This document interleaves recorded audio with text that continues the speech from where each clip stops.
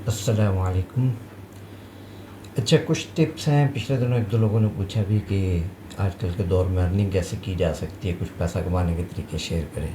तो कुछ आइडियाज़ हैं ख़ास तौर पे यंगस्टर्स के लिए बिलखुसूस। Build the right mindset.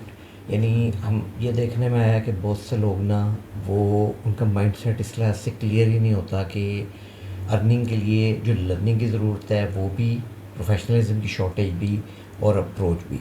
तो जिसकी मैं एग्जांपल देता हूँ, एक तो ये कि नई चीज़ों से नहीं डरना चाहिए। एक बहुत बड़ा इशू है, लोग ये कह रहे हैं कि ये हमारी जॉब खा जाएगी एंड ऑल दैट। चीज़ ये है कि जब भी नई चीज़ आती है कोई भी, तो नो डाउट उसका एक सर्टेन फ़ियर होता है, क्योंकि हमें एक फ़ियर ऑफ द अननोन होता है चेंज की वजह से। तो ये भी जब इंटरनेट आया था तब भी यही था। बहुत से लोग ये क्लेम करते थे कि इंटरनेट फ़ैड है। बड़े बड़े अमेरिकन न्यूज़पेपर्स के अंदर ये पब्लिश हुआ हुआ मिल जाएगा आपको, कि वो कहते थे यार ये फ़ैड है, यानी एक आर्जी से जो है ना बस जंप आया है और एकदम ये ख़त्म होने वाला है, बस बस्ट हो जाएगा। इसी तरह और बहुत सी चीज़ों के बारे में, कंप्यूटर्स की भी नीड का दुनिया को अंदाज़ा नहीं था 1970s 60s तक ख़ास तौर पे। और इसी तरह इंडस्ट्रियल शिफ्ट भी जब आई हिस्टोरिकली।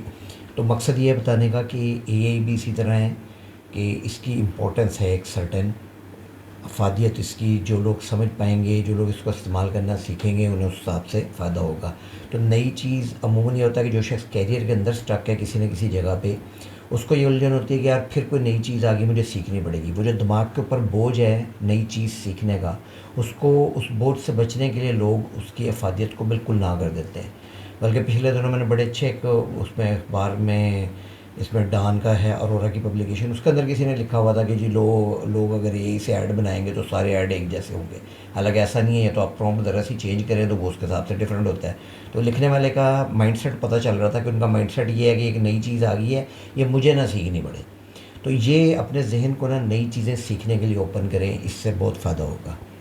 दूसरी चीज़ जो बहुत इंपॉर्टेंट है, टी शेप्ड स्किल जो है ना वो बहुत ज़्यादा अहम है। इस ये टी शेप से क्या मुराद है, जिस तरह टी लिखा जाता है तो उसकी शेप क्या होती है, ऊपर एक बार है और नीचे एक डेप्थ है। तो उससे मुराद ये होती है कि आपको किसी एक फील्ड के अंदर गहराई होनी चाहिए, क्योंकि बहुत सी चीज़ें ऐसी हैं कि उसमें जब इंसान बार बार काम करता है तो उसमें ऐसा ऐसा वो माहिर होता चला जाता है, एक्सपर्ट बन जाता है। उसके लिए बिल्कुल सेकंड नेचर की तरह हो जाती है। और बार से क्या मुराद है, जो टी के ऊपर बार है, कि आप इतना बाउंड ना हो एक फील्ड में कि आपको दूसरी फील्ड्स का बिल्कुल भी पता ना हो। तो उससे मिलती जुलती जो और चीज़ें हैं उनके बारे में भी कुछ नॉलेज होना चाहिए, कुछ ब्रेड्थ भी आपकी ज़रूरी है और डेप्थ भी किसी एक में ज़रूरी है। अगर सिर्फ आप ब्रॉड होंगे, किसी भी चीज़ में डेप्थ नहीं होगी, तो भी अमूमन आपकी यूटिलिटी कम होती है, आपकी अर्निंग के इम्कानात कम होंगे। और अगर आपको बहुत ज़्यादा डेप्थ है लेकिन अगेन ब्रेड्थ नहीं है बिल्कुल भी, तो भी आपकी वीकनेस होती है, क्योंकि अगर वो टेक्नोलॉजी की वजह से वो ब्रेड्थ ख़त्म होगी, उसे एक शोबे की ज़रूरत, तो आपको उसका नुकसान होगा कि आप जिस चीज़ में डीप थे वही चीज़ जो है ना वो बाय डिफ़ॉल्ट रिप्लेस हो रही है। बाकी इसमें आइडियल यही होता है कि आप अपनी शोबे की चीज़ में, ख़ासतौर पर आजकल के दौर के हिसाब से एआई के बारे में लर्न करना शुरू करें। तीसरी चीज़ स्किल्स जो है ना वो इन लेबल से ज़्यादा इंपॉर्टेंट है। पिछले एक दो सालों में मैंने एक पीएचडी का और दो ओ लेवल की जो है ना वो फ्रेश ग्रेजुएट्स के इंटरव्यूज़ किए थे। यानी एक पोस्ट थी, उसी के लिए एक ओ लेवल ने भी अप्लाई किया, एक अंडर ग्रेड ने भी अप्लाई किया, मास्टर्स ने भी किया और पीएचडी ने भी किया। और इंटरेस्टिंग चीज़ ये कि पीएचडी की ना कम्युनिकेशन थी, ना उसके पास कोई रेलिवेंट स्किल्स थी, और ओ लेवल वाली बहुत जो है ब्रिलियंट्स थी। तो हमने जॉब ऑफ़र जो है ना वो ओ लेवल वाली को की, पीएचडी वाली को छोड़ के। यहाँ पॉइंट क्या है कि 17-18 साल की एज में भी आप वो स्किल्स गेन कर सकते हैं जो आपको अर्न करवा सकती हैं। और 25 साल की पढ़ाई के बाद भी आप उस स्टेज पे हो सकते हैं जहाँ पे आपके पास वो स्किल्स नहीं हैं जो उस स्पेसिफिक फील्ड के लिए चाहिए, ये जो अर्निंग के लिए आपके लिए सफिशिएंट हो। तो आजकल बहुत से लोग वो डिग्रीज़ के पीछे पड़े रहते हैं, कागज़ का एक टुकड़ा इकट्ठा करने के पीछे पड़े रहते हैं कि बाय हुक और बाय क्रुक जो है ना हम ये ले लें किसी न किसी तरह। जबकि फ्रैंकली प्रोफेशनल एनवायरनमेंट में ठीक है, कहीं कहीं कंपनीज़ की रिक्वायरमेंट होती है कि जी ये आपके पास ये डिग्री भी हो, तो उसका फ़ायदा भी होता है। डिग्री से इंसान बहुत कुछ सीखता भी है, उसकी इंपॉर्टेंस नहीं डिनाई हो रही। लेकिन मकसद ये है कि सिर्फ डिग्री को सब कुछ समझ लेना और ख़ास तौर पे फिर स्किल्स के ऊपर फोकस ना करना। आपको टूल्स कितने आते हैं, आपका स्किल सेट क्या है, जितनी ज़्यादा ये डाइवर्सिफाइड होंगे उतने ज़्यादा आप एक यूनिक इंसान बनेंगे। उसके बाद है जी पैशन भी इम्पोर्टेंट है। ये भी दोनों चीज़ें हैं। कोशिश ये करनी चाहिए इंसान जितनी जल्दी डिस्कवर कर सके कि किस चीज़ में आप अच्छे हैं, किस चीज़ के बारे में पैशनेट हैं, वो दी बेस्ट है। लेकिन at the same time sometimes opportunity किसी और चीज़ की मिलती है, उसको मिस भी नहीं करना चाहिए। ये नहीं है कि आप उसको छोड़ दें कि नहीं जी मेरा तो फ़लाँ चीज़ का पैशन है, तो जब तक मुझे अपने पैशन से रिलेवेंट चीज़ नहीं मिलेगी मैं कोई और काम नहीं करूँगा। उसके अलावा ऑब्वियसली इंसान को हमेशा अपनी 100% देनी चाहिए। अक्सर लोग अपनी बेस्ट नहीं दे रहे होते। वो क्या करते हैं कि जहाँ पे लगा के कोई शॉर्टकट यूज़ कर सकते हैं तो वो शॉर्टकट यूज़ कर रहे होंगे, जहाँ पे लगा के चलिए यहाँ पे कम मेहनत से काम चल सकता है, मैं बाकी टाइम अगर फारिग बैठा रहूँगा तो वो मेरे लिए बेहतर है। तो अपनी कन्वीनियंस देख के अगर काम करेंगे तो ये ठीक नहीं होगा। अपनी बेस्ट देंगे तो सबसे बेहतर होगा। और ख़ास तौर पे फ्री टाइम में अपने आप को एजुकेट करना। आजकल स्क्रॉलिंग पर इन चीज़ों के ऊपर लोग बहुत टाइम वेस्ट कर रहे होते हैं, जबकि इसके अंदर पॉजिटिव कंटेंट भी है। उन चीज़ों को अगर आपको शौक़ है उसका फीड का, तो फीड ऐसी लें। इंसानी ज़हन जो है ना वो हर वक्त सोचता रहता है। इंसानी ज़हन की ये एक ख़ासियत है, ये चंद सेकंड भी बगैर सोचे नहीं रह सकता, हर वक्त कोई ना कोई ख्याल इसमें आता है। तो बेस्ट तरीका क्या है कि आप जहन को पॉजिटिव फीड दें। इसको कोई ना कोई चीज़, अगर अर्निंग मकसूद है तो ज़ाहिर है इसको कोई ऐसा कंटेंट दें, ऐसे पेजेस फॉलो करें, ऐसे मीडिया पे जाएं आप जो आपको मुस्बत चीज़ें दे रहा हो, ताकि आप एजुकेट, आपका माइंड होता रहे और आप आगे बढ़ें उससे। कंटिन्यूस लर्निंग का माइंडसेट सेकंड बहुत इंपॉर्टेंट स्टेप है कि लोग कंटिन्यूसली लर्न नहीं करते, जबकि दुनिया के जो अमीर तरीन लोग भी हैं, बिल गेट्स के बारे में भी आता है कि वो भी डेली आई थिंक 1 आवर उसने बुक रीडिंग को दिया होता है। और इसी तरह इवन एलोन मस्क रोज़ की 2 किताबें पढ़ता है वगैरह वगैरह। तो बड़े बड़े अमीर लोग भी, वो भी अपने आप को एजुकेट करते हैं, जबकि उनकी ज़िंदगी इतनी मसरूफ़ है, लेकिन नया इल्म सीखते रहते हैं। तो ये बहुत ज़्यादा अहम है। लोगों को कम से कम 20-30 मिनट, 1 घंटा रोज़ का वो नई चीज़ें सीखने के लिए देना चाहिए। अगर इसमें कंसिस्टेंसी ना भी है तो वीकेंड वगैरह पे कोई हफ्ते का यानी स्केड्यूल होना चाहिए कि कितने घंटे हैं नई चीज़ें, नए पॉडकास्ट देखने में, नई किताबें पढ़ने में, नए इल्म के लिए इंसान डेडिकेट करे। और ख़ास तौर पर आजकल के हिसाब से यही। तो नए टूल्स भी सीखते रहें। नए टूल जिस तरह हम एग्जांपल देते हैं ना कि सॉफ्टवेयर भी हर साल भी नहीं, उससे भी जल्दी अब तो अपग्रेड होते रहते हैं। इसलिए बहुत सी कंपनीज़ वो दूसरे मॉडल पे भी चली गई हैं कि आप सब्सक्रिप्शन बेस लें। तो इंसान को भी अपने आप को इस तरह अपग्रेड करते रहना चाहिए कि हमारा भी एक नया वर्जन बनता चला जाए, हमारा से स्किल सेट हर महीने जो है ना वो अपग्रेड हो रहा हो। बाकी जो लोग ऑलरेडी फील्ड्स के अंदर हैं, इस वक्त एक अच्छी अर्निंग अपॉर्चुनिटी ये भी है कि ए को अपनी फील्ड में लगाएं। जैसे भी पिछले दिनों मैं पॉडकास्ट देख रहा था, उन्होंने शेयर किया था कि जो बंदा अगर किसी एक शोबे में है, किसी ने ब्लेंडर लर्न किया हुआ है, अनरियल इंजन लर्न किया हुआ है, वो उससे रेलेवेंट एआई को इंटीग्रेट कर रहा है, तो वो बंदा सबसे ज़्यादा डाइवर्सिफाइड है। जो एआई को डिनाई कर रहा है वो भी पीछे रह रहा है, और जो सिर्फ एआई को सीख रहा है वो, उसको भी स्लाइड डिसएडवांटेज है कि टूल्स के ऊपर ग्रिप प्लस एआई का यूजेज। तो ज़ाहिर एक शोबे की स्पेसिफिक फील्ड के बारे में नॉलेज होना, और फिर उसके अंदर आप देखना कि आर्टिफिशियल इंटेलिजेंस से कैसे आप टाइम बचा सकते हैं। जैसे एक लड़के का इंसिडेंट था, बड़ा इंटरेस्टिंग, मैंने शायद शेयर भी किया था कि उसने चंद उसके अंदर जो है ना वो एआई के ज़रिए से महीनों का काम कर लिया। बाकी ओबियसली प्रैक्टिकल स्किल्स के ऊपर भी फोकस करें। वीडियो एडिटिंग भी जैसे इतनी हाई पेइंग स्किल है।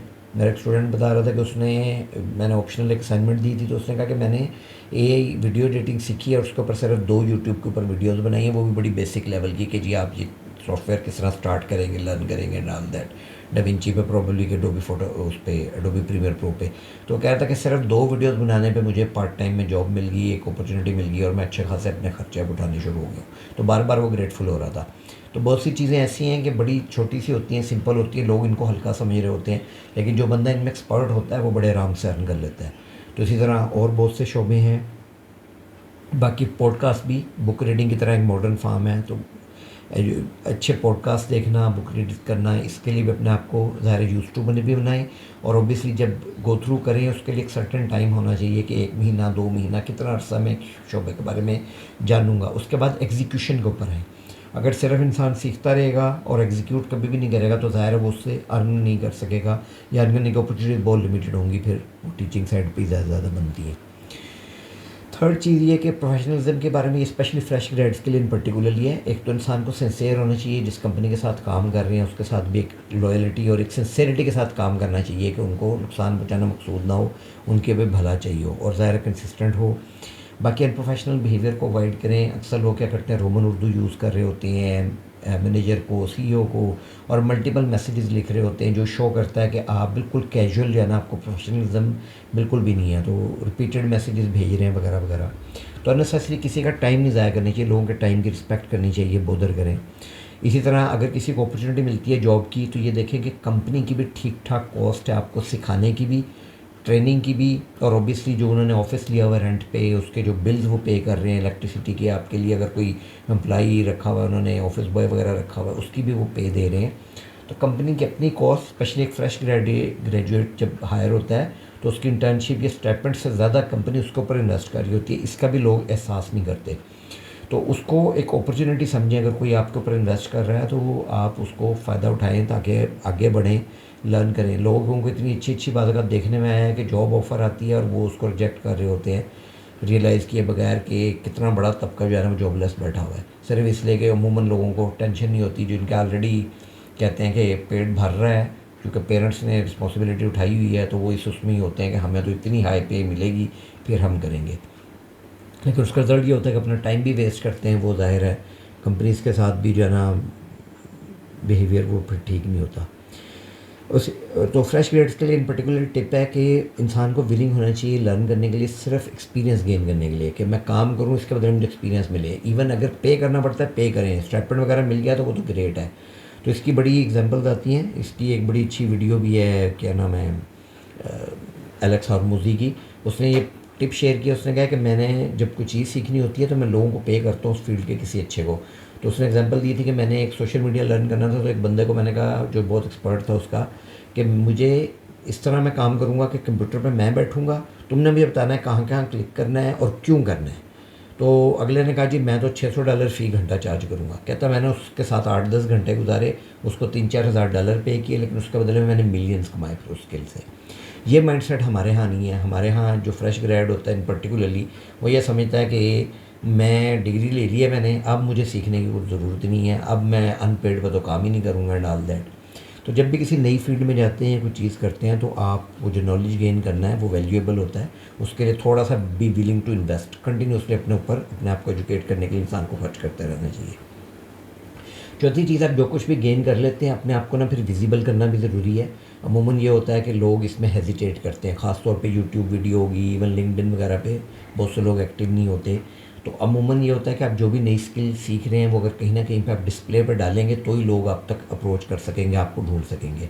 तो उसमें एक अच्छा तरीका ये है कि यूट्यूब के ऊपर ट्यूटोरियल वगैरह जो कुछ भी आप सीख रहे हैं अगर उसके वो बनाएं, तो ज़ाहिर है उससे दूसरे लोगों को पता चलेगा, लोग आप तक खुद अप्रोच करना शुरू कर देंगे, ख़ासतौर पर अगर आप स्किल्ड ज़्यादा हैं। तो ये आम होता है, कई लोगों के मैंने देखे यूट्यूब चैनल पे उन्होंने चंद वीडियोस मैंने अपना नॉलेज शेयर किया, उसके बाद आगे बना ही नहीं सके, क्योंकि किसी न किसी कंपनी ने उनको इतना अच्छा पे करके उठा लिया कि उन्होंने ये यूट्यूब चैनल वगैरह इस तरह की और चीज़ें छोड़ दी। इसी तरह लिंक्डइन पे भी आपकी प्रेजेंस, और दूसरा अपने नेटवर्क को एक्सपेंड करते चले जाएँ जितना हो सकता है, क्योंकि आपका नेटवर्क कहते हैं इज़ नेटवर्थ। ठीक है, तो ये बहुत अहम है कि आप जितने ज़्यादा लोगों को जानते होंगे, ज़ाहिर है नेटवर्क बड़ा होता है तो इंसान के लिए उतने काम करने कन्वीनियंट हो जाते हैं। बाकी सोशल मीडिया के ऊपर भी आप रेलेवेंट लोगों के साथ कनेक्ट करें, ये भी एक अच्छा तरीका है। जैसे एक बंदे ने टिप शेयर की थी, उसने कहा था मैं वीडियो एडिटिंग सीख रहा था, तो मैंने क्या किया, देखा एक बंदा जो मुझसे फॉलोअर्स वगैरह ज़रा ज़्यादा थे, वो कंटेंट डाल रहा होता था चंद हज़ार उसके सब्सक्राइबर से, तो कहता मैंने उसके ऊपर जाके ना कमेंट करने शुरू कर दिए। किस तरह के, जो उसने वीडियो अगर शेयर की तो मैंने वो ट्राई किया, फिर कमेंट कर दिया कि जी मैंने ये टिप जो है ना सीखी है, इसका वाकई फ़ायदा हुआ वगैरह वगैरह। तो कहता है मैं 2 महीने सिर्फ कमेंट करता रहा। इवेंचुअली उस बंदे ने कहा यार मेरे पास काम ज़्यादा आया तो तुम काम करोगे अगर मैं तुम्हें थोड़ा सा दे दूँ। तो कहते हैं मैं इसीलिए तो वो कर रहा था। तो यानी बगैर सीवी बनाए, बगैर कोई चीज़ किए, लेकिन ये कि वो रेलेवेंट लोगों के ऊपर कमेंट करते हैं कि जी ठीक है मैंने भी स्किल सीख ली और वाकई मुझे इस वीडियो से फ़ायदा हुआ। तो जिस बंदे ने वो वीडियो बनाई थी उसी ने उसको हायर कर लिया। तो इस तरह आपको बिज़नेस मिलने की और काम मिलने की जो है ना वो अपॉर्चुनिटीज़ मिलती रहती हैं। बाकी ज़ाहिर है एक स्मॉल सर्कल के अंदर इंसान को रहना चाहिए, अपने आप को डाइवर्सिफाई जितना कर सकते हैं वो करना चाहिए। स्टूडेंट लाइफ में भी ये देखने में आया कि बाद स्टूडेंट्स 3-4 के ग्रुप बनाते हैं और पूरी ज़िंदगी, पूरी 4 साल जो यूनिवर्सिटी की लाइफ है ना, वो सिर्फ वही 4-6 लोगों के साथ गुजारते हैं, उन्हें अपने बैचमेट्स तक का भी पता नहीं होता। This is a negative. तो इंसान को कोशिश करनी चाहिए कि अपने सर्कल को एक्सपेंड करें।